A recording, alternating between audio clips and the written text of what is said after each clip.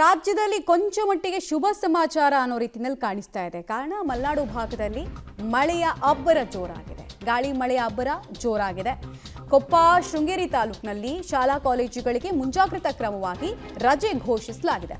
ಅಂಗನವಾಡಿ ಪ್ರಾಥಮಿಕ ಶಾಲೆಗಳಿಗೂ ಕೂಡ ರಜೆಯನ್ನ ಜಿಲ್ಲಾಡಳಿತ ಘೋಷಣೆ ಮಾಡಿದೆ. ಬಾಳೆಹೊನ್ನೂರು ಹೋಬಳಿಯ ಅಂಗನವಾಡಿ ಮತ್ತು ಶಾಲೆಗಳಿಗೂ ಕೂಡ ರಜೆ ಘೋಷಿಸಲಾಗಿದೆ. ಇವೆಲ್ಲವೂ ಕೂಡ ಜೂನ್ ತಿಂಗಳಲ್ಲಿ ನಾವು ನೋಡಬೇಕಾಗಿದ್ದು ಆಗಸ್ಟ್ 1ನೇ ತಾರೀಕು ಇಂಥದ್ದೊಂದು ಸುದ್ದಿಯನ್ನು ಕೇಳಿಸ್ಕೊಳ್ತಾ ಇದ್ದೀವಿ. ನದಿ ಪಾತ್ರದ ಜನರಲ್ಲಿ ತೀವ್ರ ಆತಂಕ ಕೂಡ ಉಂಟಾಗ್ತಾ ಇದೆ. ಬಿಕಾಸ್ ನದಿ ನೀರಿನ ಒಳಹರಿವಿನಲ್ಲಿ ಏರಿಕೆ ಜಾಸ್ತಿ ಆಗ್ತಾ ಇದೆ ಮತ್ತು ದೊಡ್ಡ ಪ್ರಮಾಣದ ಗಾಳಿ ಕೂಡ ಮಳೆಯ ಜೊತೆಗೆ ಬರ್ತಾ ಇರೋದ್ರಿಂದ ವರುಣರಾಯನ ಕೃಪೆ ಮಲೆನಾಡು ಭಾಗದಲ್ಲಿ ಅಂತೂ ಇಂತೂ ಬಿದ್ದಿದೆ. ಈ ಭಾಗದಲ್ಲಿ ಮಳೆ ಆದರೆ ತುಂಗಾ ಮತ್ತು ಭದ್ರಾ ನದಿಗಳು ಕೂಡ ತುಂಬುತ್ತೆ. ಇದರಿಂದ TB ಡ್ಯಾಮ್ನಲ್ಲೂ ಕೂಡ ನೀರಿನ ಒಳಹರಿವು ಜಾಸ್ತಿ ಆಗುತ್ತೆ. ಶೃಂಗೇರಿಯ ಚಿತ್ರಣವನ್ನು ನೀವು ಗಮನಿಸ್ತಾ ಇದ್ದೀರಾ.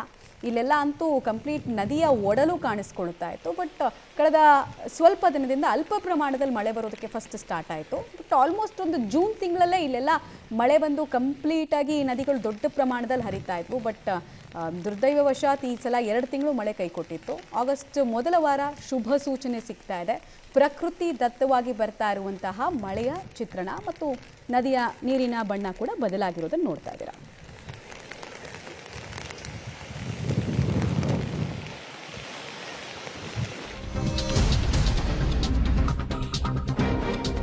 ಮುಂದುವರೆದು ಶೃಂಗೇರಿ ತಾಲೂಕಿನ ಕೆರೆಕಟ್ಟೆ ಭಾಗದಲ್ಲೂ ಕೂಡ ಭಾರಿ ಮಳೆ ಆಗ್ತಾ ಇರೋದ್ರ ಮಾಹಿತಿ ಲಭ್ಯ ಆಗ್ತಾ ಇದೆ.